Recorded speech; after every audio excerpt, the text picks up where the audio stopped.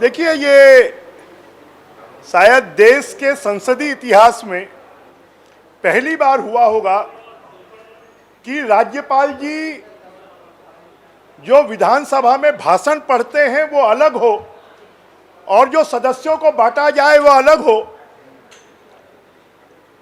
इस प्रदेश के संवैधानिक प्रमुख हैं, विधानसभा के प्रमुख हैं, उनके बिना दस्तखत के कोई नियम कानून लागू नहीं होता।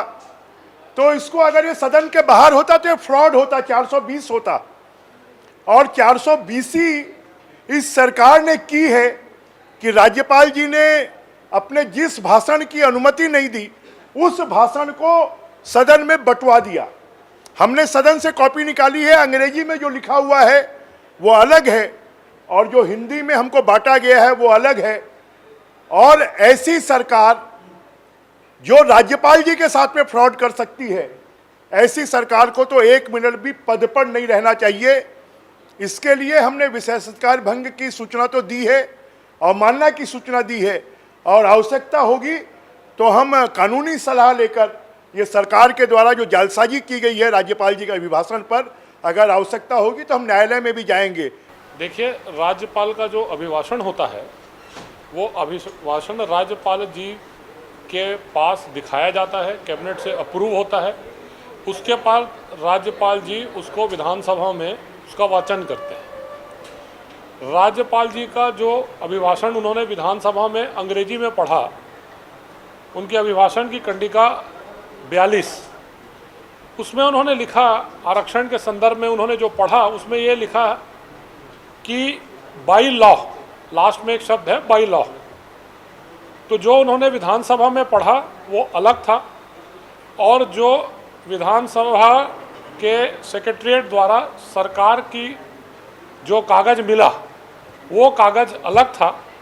उसमें शब्दों का भी फर्क है।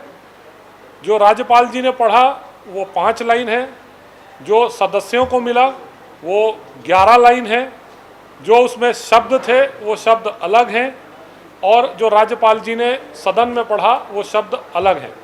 ये तो ऐसा भारत के किसी भी राज्य में, भारत के संविधान के करीब करीब 73 साल हो गए, उसमें भी ये काम कहीं पर नहीं हुआ है। ये तो सरकार राज्यपाल जी के साथ धोखा कर रही है, जनता के साथ तो वो धोखा रोज करते हैं। कि गवर्नर साहब ने जो अभिभाषण सरकार का पढ़ा और माननीय सदस्यों को जो वितरित हुआ उसमें अंतर कैसे आया। छत्तीसगढ़ राज्य स्थापना के बाद और भी सरकारें हम लोगों ने देखी हैं। 2000 से 2003 तक कांग्रेस की सरकार थी, 15 साल भारतीय जनता पार्टी की हमारी सरकार थी। लेकिन इस सरकार के समय में ये सारी बातें क्यों आ रही हैं? बाकी चीज़ों में तो फ्रॉडगिरी हमको समझ में आता है, महामहिम के अभिभाषण में फ्रॉड होना ये समझ से परे। मुझे लगता है कि थोड़ी समझ का फेर है।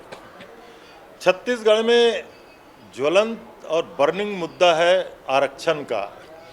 महामहिम के अभिभाषण में हमने जो हिंदी रूपांतरण जो प्रेषित किया था उसमें आरक्षण का उल्लेख था और महामहिम के अभिभाषण का जो वितरण किया गया है सदन में उसमें भी आरक्षण का उल्लेख है। अब उनका कहना है अंग्रेजी में जो महामहिम ने कहा है वो और हिंदी का जो रूपांतरण है उसमें थोड़ी भिन्नता है। हमने जो राजभवन को भेजा हमने उसी को प्रसारित किया है। अब अंग्रेजी में किस रूप में आया है, आज आसंदी से उसमें व्यवस्था आ गई है। शासन को उन्होंने स्पष्टीकरण मांगा है, शासन के द्वारा समुचित जानकारी दे दी जाएगी।